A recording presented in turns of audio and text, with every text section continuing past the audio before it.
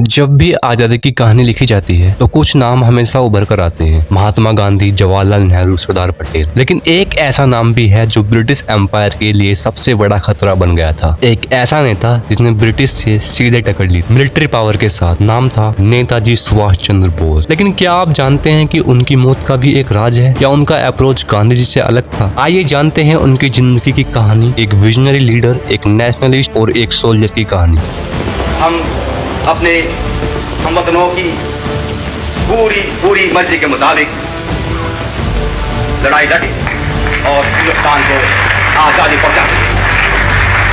सुभाष चंद्र बोस का जन्म एक समृद्ध और पढ़े लिखे परिवार में 23 जनवरी 1897 को कटक ओडिशा में हुआ था। उनके पिता जानकीनाथ बोस एक रेप्यूटेड लॉयर थे और मां पार्वती देवी एक धार्मिक और सिंपल महिला थी। सुभाष चंद्र बोस 14 बच्चों में से 9th नंबर पे थे। छोटी उम्र से ही वो बहुत सीरियस और नेशनलिस्ट विचार रखते थे। उन्होंने अपनी प्रारंभिक पढ़ाई कटक के रामेश्वर कॉलेजिएट स्कूल से की। फिर उन्होंने 1913 में प्रेसिडेंसी कॉलेज ज्वाइन किया। लेकिन 1960s में एक ब्रिटिश प्रोफेसर E.F. Boynton, जो कि इंडियन स्टूडेंट्स को रेशियल रिमार्क्स करता था, उन्होंने उसका विरोध किया और उस प्रोफेसर को पीट दिया, जिसकी वजह से उन्हें प्रेसिडेंसी कॉलेज से सस्पेंड कर दिया गया। उसके बाद उन्होंने स्कॉटिश चर्च कॉलेज से ग्रेजुएशन कंप्लीट की और फिर 1919 में ICS का एग्जाम देने इंग्लैंड चले गए। ICS यानी इंडियन सिविल सर्विस, उस समय की सबसे बड़ी और रेस्पेक्टेड ब्रिटिश सर्विस, जिसे आज हम UPSC के नाम से जानते हैं। सुभाष चंद्र बोस ने एग्जाम दिया और 4th रैंक लाए। लेकिन 1921 में देशभक्ति के जज्बे में उन्होंने रिजाइन कर दिया और कहा एक गुलाम देश के लिए अंग्रेजों की नौकरी नहीं कर सकता। और 1921 में वापस भारत लौटकर उन्होंने कांग्रेस ज्वाइन की और गांधी जी के साथ काम करना शुरू किया। लेकिन उनकी सोच गांधी जी से अलग थी। गांधी जी अहिंसा में विश्वास रखते थे, लेकिन सुभाष चंद्र बोस मानते थे कि अंग्रेज प्यार से आजादी नहीं देंगे, उनसे आजादी छीननी पड़ेगी। 1924 में कलकत्ता म्युनिसिपल कॉर्पोरेशन के CEO बने। यहाँ उन्होंने सैनिटेशन, एजुकेशन और पब्लिक हेल्थ पर ध्यान दिया। लेकिन अक्टूबर 1924 में ब्रिटिश गवर्नमेंट ने उन्हें रेशियली नेशनलिस्ट कहकर 1.5 साल के लिए जेल में भेज दिया। सबसे पहले उन्हें अलीपुर सेंट्रल जेल कलकत्ता भेजा गया, फिर उन्हें बहरमपुर जेल मूव किया गया और फाइनली उन्हें बर्मा की मैंडले जेल में रखा गया। और 1927 में जेल से छूटने के बाद वो कांग्रेस के जनरल सेक्रेटरी बने और 1913 में बंगाल के 5th मेयर बने। और बंगाल के मेयर बनने के बाद सुभाष चंद्र बोस एक प्रोमिनेंट फिगर बन गए थे इंडियन इंडिपेंडेंस मूवमेंट के। 1938 में हरिपुर सेशन में उन्हें कांग्रेस का प्रेसिडेंट चुना गया। उन्होंने इंडस्ट्रियल पॉलिसी, प्लानिंग कमीशन और स्ट्रॉन्ग डिफेंस की बात की। लेकिन 1939 में गांधी जी ने अपनी तरफ से पट्टा विचित्रमिया को खड़ा किया और कहा कि पट्टा विचित्रमिया की हार मेरी हार मानी जाएगी। लेकिन उसके बाद भी सुभाष चंद्र बोस इलेक्शन जीते हैं और दोबारा से कांग्रेस के प्रेसिडेंट बनते हैं। लेकिन टॉप लीडर्स नेहरू, पटेल ने उनका विरोध किया। इस वजह से उन्होंने कांग्रेस से रिजाइन करके अपनी पार्टी बनाई फॉरवर्ड ब्लॉक। जनवरी 1941 एक ठंडी रात कलकत्ता के एल्गिन रोड से एक आदमी चुपके से निकलता है, दाढ़ी, शेरवानी और टोपी में छुपा हुआ। और असल में ये कोई और आदमी नहीं, ये थे नेताजी सुभाष चंद्र बोस। और ये रात ही उनकी सबसे डेयरिंग एस्केप्स की रात। जुलाई 1940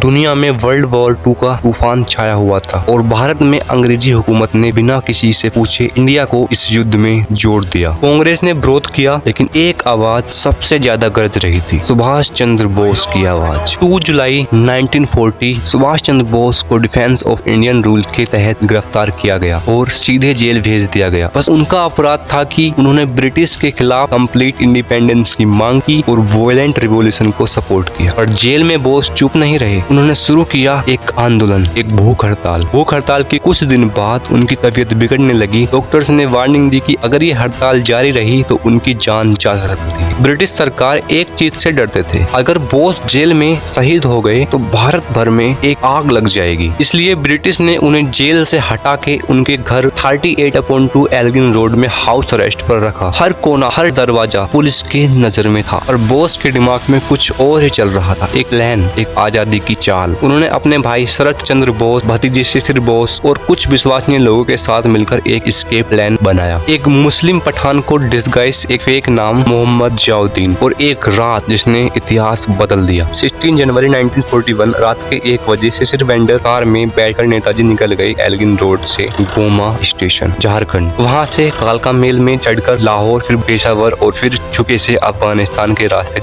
जर्मनी जाकर उन्होंने हिटलर से मुलाकात की, लेकिन हिटलर को कुछ खास मतलब नहीं था इंडिया की आजादी से और उन दोनों की आइडियोलॉजी भी अलग थी। तो जर्मनी में रहकर ही उन्होंने आजाद हिंद रेडियो स्टार्ट किया, जहां से वो भारतीयों से आजादी की अपील करते। बोफ जर्मनी से जापानी सबमरीन के जरिए सिंगापुर पहुंचे, जिसे जापान ने वर्ल्ड वॉर 2 में जीत लिया था। वहां उन्होंने आजाद हिंद फौज INA का नैरेटिव संभाला, जिसे पहले रास बिहारी बोस चला रहे। INA में 40,000 से ज्यादा जवान थे, जो मोस्टली ब्रिटिश इंडियन आर्मी डेजर्टर्स और ओवरसीज इंडियन थे। उन्होंने बर्मा और नॉर्थ ईस्ट इंडिया के फ्रंट पर अंग्रेजों के खिलाफ युद्ध छेड़ दिया और उन्होंने सिंगापुर में कहा, तुम मुझे खून दो, मैं तुम्हें आजादी दूंगा। INA ने अपनी मार्च स्टार्ट की बर्मा से ये कहकर कि दिल्ली चलो। मार्च 1944 इम्फाल और कोहिमा के पास अंग्रेजों से मुकाबला हुआ, जिसे बैटल ऑफ इम्फाल कहते हैं। INA ने कई स्ट्रेटेजिक पॉइंट जीत, लेकिन फिर ब्रिटिश एयरफोर्स और मानसून ने उनका मोमेंटम तोड़ दिया और INA रिट्रीट कर गई। 18 अगस्त 1945 तापई ताइवान से खबर आई कि सुभाष चंद्र बोस का प्लेन क्रैश हो गया। एक्चुअली में एक जापानीज प्लेन ताइवान के ताइहोकू एयरपोर्ट से उड़ा और कुछ ही देर बाद क्रैश हो गया। ऑफिशियल रिपोर्ट कहता है सुभाष चंद्र बोस उस क्रैश में शहीद हो गए। उनकी बॉडी जल चुकी थी और क्रीमेशन 20 अगस्त को ताइवान में ही हुआ, लेकिन कोई बॉडी कभी भारत नहीं आई, न DNA प्रूफ न फाइनल फोटो। तभी से सवाल उठे रहे। गांधी जी, नेहरू और बोस के भाई शरद चंद्र तक ने कहा कुछ तो छुपाया जा रहा है। कुछ लोग मानते हैं बोस ताइवान नहीं रशिया गए थे, सोवियत यूनियन ने उन्हें छुपाया हो सकता है, और कुछ लोग कहते हैं वो गुमनामी बाबा बन के फैजाबाद में जिंदा थे। गवर्नमेंट ने 3 कमीशन स्टेबलाइज करी इंक्वायरी करने के लिए। 1956 शाहनवाज कमेटी, इसने कंक्लूड किया कि सुभाष चंद्र बोस की डेथ प्लेन क्रैश में हुई। 1970 खोसले कमीशन, इस कमीशन ने भी सेम कंक्लूजन दिया, लेकिन according to Mukherjee commission 2005 Netaji की डेथ प्लेन क्रैश में नहीं हुई थी, लेकिन सरकार ने इस रिपोर्ट को रिजेक्ट कर दिया, जिसकी वजह से आज भी लोगों के मन में क्यूरियोसिटी है उनकी डेथ के बारे में जानने के लिए। नेताजी ने हमें एक लेसन दिया, freedom is not given is taken. उनका बलिदान, उनका विजन और उनका पैट्रोनिज्म हमेशा भारत के दिल में रहेगा। जब गांधी जी से पूछा गया आजादी किसने दिलाई, तो गांधी जी ने कहा